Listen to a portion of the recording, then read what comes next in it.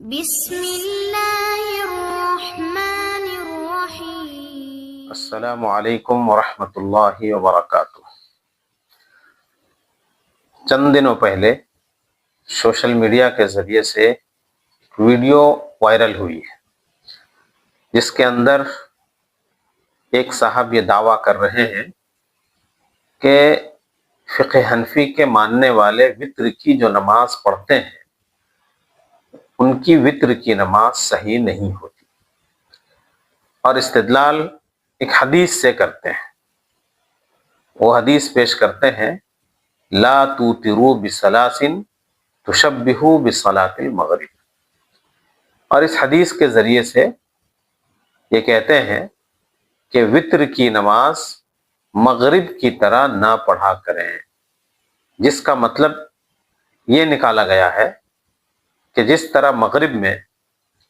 ایک سلام سے 3 رکعت نماز پڑھی جاتی ہے، اور اسی طرح احناف ایک سلام سے وطر کی 3 رکعت پڑھتے ہیں، تو یہ پڑھنا صحیح نہیں ہے۔ اس سلسلے میں کئی لوگوں نے تحقیق چاہی کہ اس حدیث کا کیا مطلب ہے، اور واقعی کیا احناف جس طریقے سے وطر کی نماز پڑھتے ہیں وہ نماز صحیح نہیں ہوتی۔ تو اسی تعلق سے آج آپ کی خدمت میں کچھ باتیں پیش کی جائیں گی۔ سب سے پہلی بات تو یہ ہے کہ جس حدیث کو پیش کیا گیا ہے اس حدیث سے استدلال اس بات پر کہ احناف کی وطر کی نماز صحیح نہیں ہوتی صحیح نہیں ہے، کیونکہ حدیث مکمل طور پر اس طرح ہے، لا توتروا بثلاث تشبہوا بصلاۃ المغرب ولكن اوتروا بخمس او 7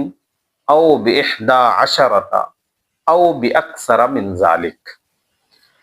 اس حدیث کو امام حاکم رحمۃ اللہ علیہ نے اپنی مستدرک میں نقل کیا ہے، اور پھر آگے لکھا ہے،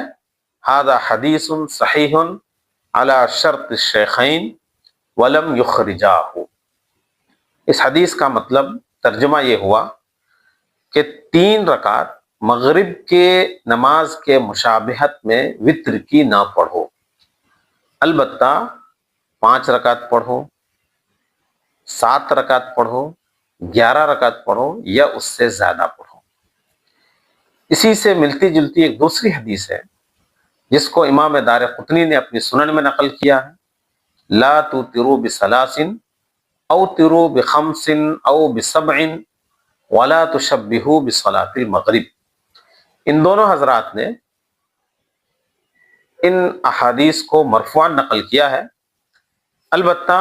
امام طحاوی رحمۃ اللہ علیہ نے اور اسی طرح امام بیہقی رحمۃ اللہ علیہ نے موقوفاً اس حدیث کو نقل کیا ہے۔ بہرحال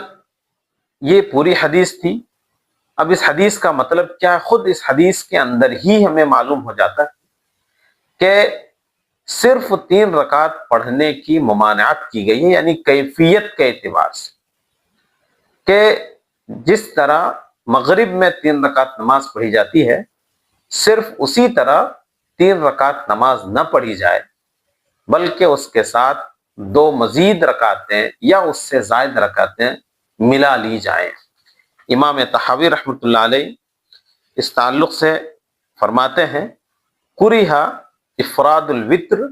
حتی یکون معہ شفع، کہ وطر کو تنہا پڑھنا یہ مکروہ ہے یہاں تک کہ اس کے ساتھ 2 رکعتیں ملا لی جائیں۔ اور امام نووی رحمۃ اللہ علیہ، حافظ ابن حجر رحمہ اللہ وغیرہ، ان تمام حضرات نے یہی بات کہی ہے کہ اس حدیث کا جو مطلب ہے وہ یہ ہے کہ تنہا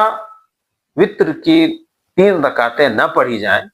بلکہ اس کے ساتھ مزید 2 رکعتوں کا اضافہ کیا جائے۔